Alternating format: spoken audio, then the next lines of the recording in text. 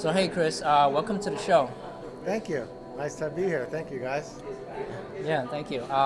So Chris, can you give the audience a little bit of background on yourself? Kind of like family and what you kind of do. Sure. So, my name is Chris Calabrese. I currently live in Watchung, New Jersey. I grew up in Springfield.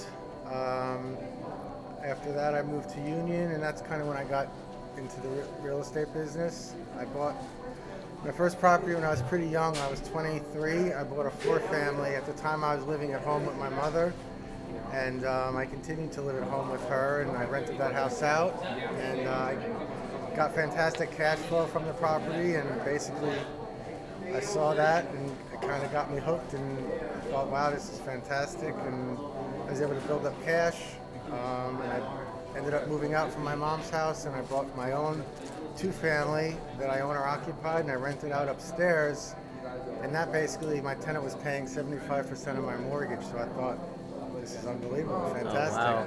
And I was kind of hooked from there. I just started saving money and just continued to buy multifamily properties. And, I manage myself, and I also work full time, so I kind of have a very busy schedule, but I love the business, and I wouldn't be where I'm at financially where if it wasn't for real estate, that's for sure.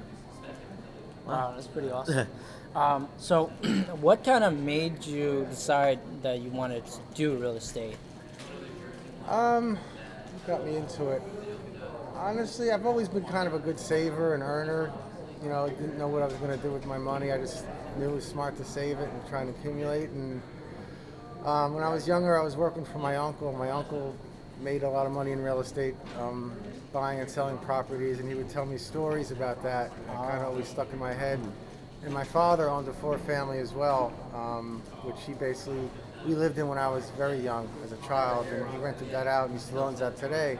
So just being around that and seeing how it's helped him and helped my uncle, it kind of got me interested in it, I'd say. Wow, that's awesome. I noticed you mentioned something that you save up and then you bought another property.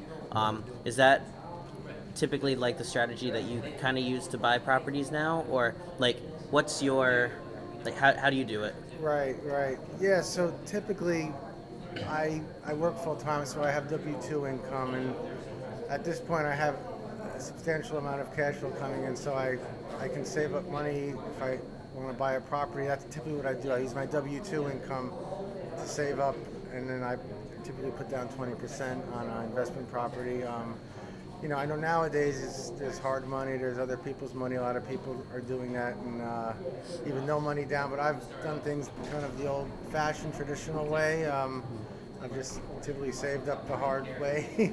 I've actually gotten a partner in the last couple of years who's helped me, so we've basically put our money together, so it's less cash out of our pockets. But generally, I look for a 12 to 15% cash-on-cash return on anything I buy. So I know I'm getting decent cash flow, and all the other good things that come along with that, building equity, appreciation, all the tax benefits, and time. Time's on your side when you're holding for the long term. Where if you're a flipper, time is your enemy because you're against the clock. Versus when you buy and hold, the longer time goes by, the more the benefit you gain. Yeah, the equity kind of builds, right? Correct. Absolutely. Yeah, that's pretty awesome. On my first deal, I kind of did the same exact thing. Funny enough, and I think that's the whole concept. That's what I think the general public kind of knows how to do real estate, right? Like most, like I would call it like mom and pop real estate investors. Right. That's sort of their same strategy.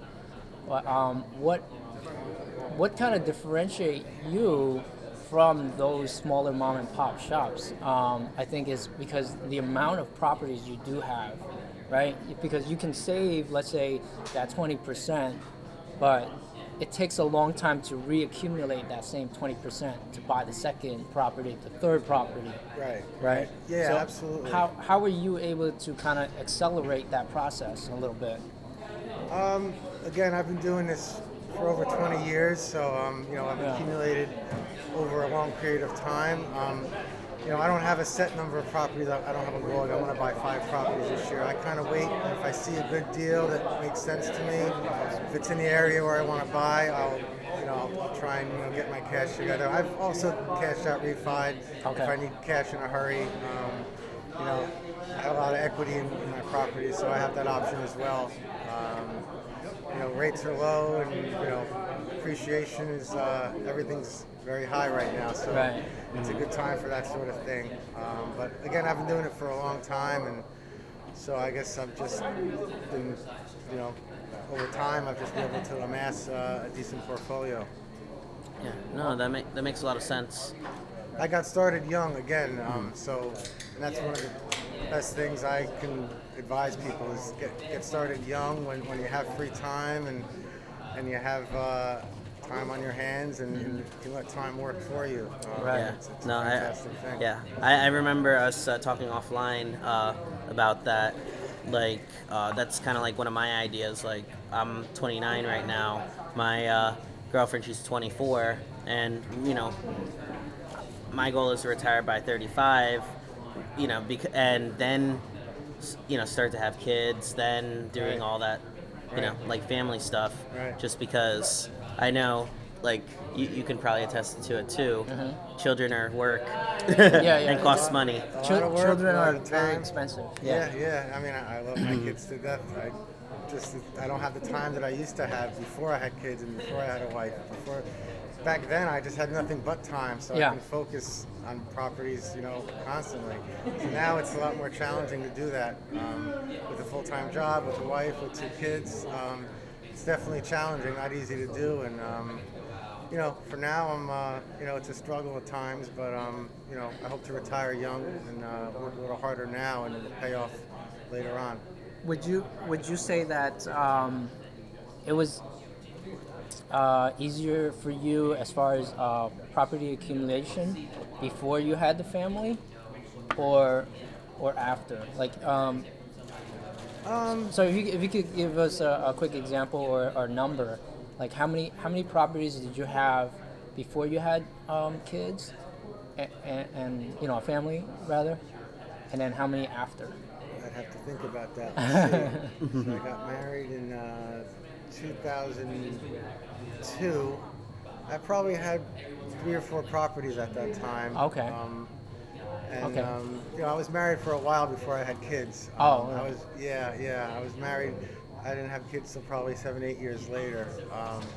So I've accumulated probably a few more properties in that time, and since I've had kids, I've still accumulated properties. It's definitely slowed down. I've actually focused more on condos and single families, which are less management intensive. Okay. Oh, really? That's interesting that you say that. Yes. Can you explain why? Well, for condos, for one, you have a management company that's dealing with the outside and exterior and maintenance and all that stuff.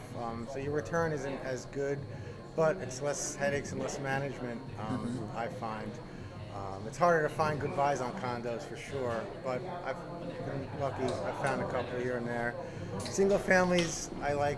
You don't make the return you make on multifamilies, but Yeah. your tenants tend to stay much longer term. Okay. They treat the property better. They treat it as if it's their own. They're not sharing it with anybody, so there's more pride in ownership per se as a tenant. They seem to just Right.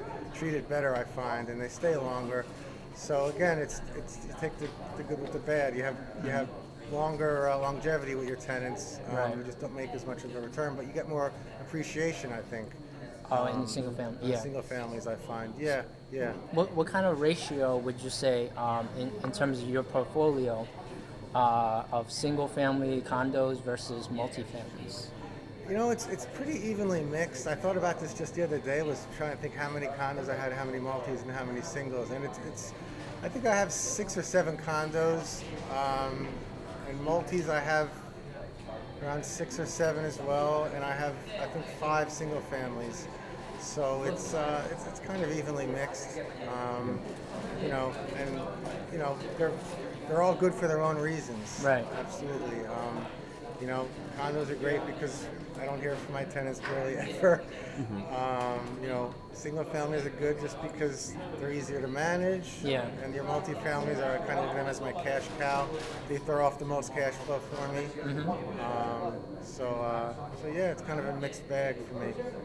Nice. So, Chris, I know that we're talking about buy and holds and everything. Have you or did you ever have any interest in like fix and flipping, or do you actually do any renovations for any of the properties you buy? Like, how does that all work for you?